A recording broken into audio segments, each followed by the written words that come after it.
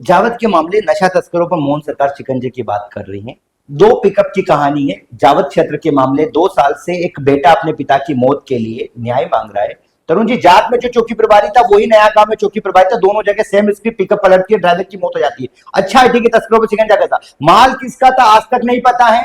और जो पुलिस ने कहानी लिखी 3:15 बजे का कार्रवाई बताया गया पिकअप पलटना, और बेटा सीसीटीवी फुटेज पेश कर रहा है, पुलिस से न्याय की मांग कर रहा है। सवेरे 5 बजे पुलिस उसका पीछा कर रही थी। तो क्या हो क्या रहा है, चल क्या रहा है मोहन सरकार में? देखिए, ये मोहन सरकार में तो चल ही रहा है, नीमच जिले में भी यही चल रहा है, जिसके संरक्षणदाता एक नहीं, दो नहीं, 3 विधायक है, यहाँ के सांसद हैं। आज सर्वोर पता है, मतलब शर्मनाक बात है कि central bureau of narcotics CBN पर central bureau of investigation CBI आके छापा मारती है। इनके एक अफसर कोटा में मिठाई के डब्बों में नोट लेके पकड़ाए जाते हैं, है ना। यहाँ पर नीमच में सरेआम वसूली का खेल चल रहा है। ये बहुत बड़ी जांच का विषय है। मैंने कई बार मांग उठाई है कि सीबीआई जांच नीमच की अफीम विभाग की होनी चाहिए। जिस प्रकार ये जो आपने अभी बताया, ये पहला खेल नहीं है, ये कई बार ऐसा हो चुका है कि नीमच के लोगों को परेशान करना, अवैध वसूली करना, उनको अगर कोई अफीम पकड़ा जाता है, डोला चोर पकड़े तो लाइन 25 लोगों से वसूली कर देना, ये नई बात नहीं है। मैं आपको इसमें बताना चाहूंगा, एक मुद्दे की लड़ाई हमने भी लड़ी इसके लिए। एक मुद्दे की लड़ाई लड़ी, एक कुछ समय पहले नीमच ग्रामीण का केस बना था, 4 लेन का उन्होंने केस बनाया।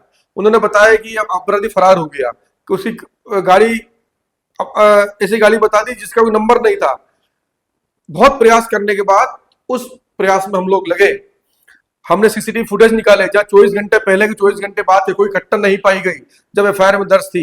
उसके बाद हमने उसकी शिकायत उच्च स्तर पे करी, हम लोग डीजीपी के पास गए, हम लोग एसपी जो नारकोटिक्स सेल वहां गए, विंग के सीबीएन के अधिकारियों के पास गए, महेश रंजन नीमच के जो डीआईजी वहां गए, हमने बात करी और रिकॉर्ड दिया कि आप देखिए, जांच कराइए। उन्होंने आदेश किया, सीसीटीवी कैमरे फ्रीज हुए, जांच हुई और एफआईआर रद्द हुई। ये जो खेल रचा जा रहा है, निश्चित है कि नीमच का दुर्भाग्य है कि नीमच के अंदर इस प्रकार के झूठे खेल रचे जा रहे हैं, और उससे बड़ा दुर्भाग्य है कि संरक्षणदाता सत्ताधारी पार्टी के लोग हैं। लेकिन जावद क्षेत्र में आप खुद कह रहे हैं कि इतने मुद्दे, इतनी समस्याएं, भ्रष्टाचार है, किसानों को परेशान किया जा रहा है, टोल पर अवैध वसूली की जा रही है। जावद क्षेत्र के आपके नेता कहां है? भारती जी, क्या कांग्रेस में सिर्फ भारती जी हैं क्या? समुंदर पटेल चुनाव के समय आ जाते हैं, सत्यनारायण पर्दा चुनाव के समय आ जाते, टिकट सबको चाहिए, विधानसभा सब कुछ लड़ना है, लेकिन जनता के मुद्दों पर नेता नहीं दिखता। भारती जी, ये सच है? ऐसा नहीं है। समय समय पर सब लोग अपने अपने जवाबदारी का निर्वहन करते हैं, संगठन स्तर पे हो चाहे अलग अलग स्तर पे हो। कई साथी जावद के मुद्दों पर लड़ाई लड़ रहे हैं, लेकिन सत्ताधारी पार्टी दबा देती है। इस प्रकार से कार्यकर्ता को प्रेशराइज, अभी आपने देखा होगा कि जबरन हमारे कार्यकर्ता के ऊपर उन्होंने एफआईआर दर्ज करा दी थी सोशल मीडिया पर लिखने को लेकर। उसकी लड़ाई हमने एसपी से जाके लड़ी, डेलीगेशन गया कि आप क्या कर रहे हैं, लेकिन सत्यनारायण पार्टी पे पहले आरोप लगे सकलेजा के प्यादे हैं। आपको देखा हो तो झांकला के पहले वीडियो वायरल हुए थे, आपके नेता तो पहले विरोध में खड़े हुए हैं, और पार्टी के ही लोगों ने आरोप लगाए कि वो तो सकलेजा के इशारों पे, मतलब कांग्रेस को हार का कारण कांग्रेस के ही नेता बताए जाते हैं। ये एक राजनीतिक साजिश थी। ये शुद्ध रूप से कहना चाहता हूं कि ये सब चीजें गलत है।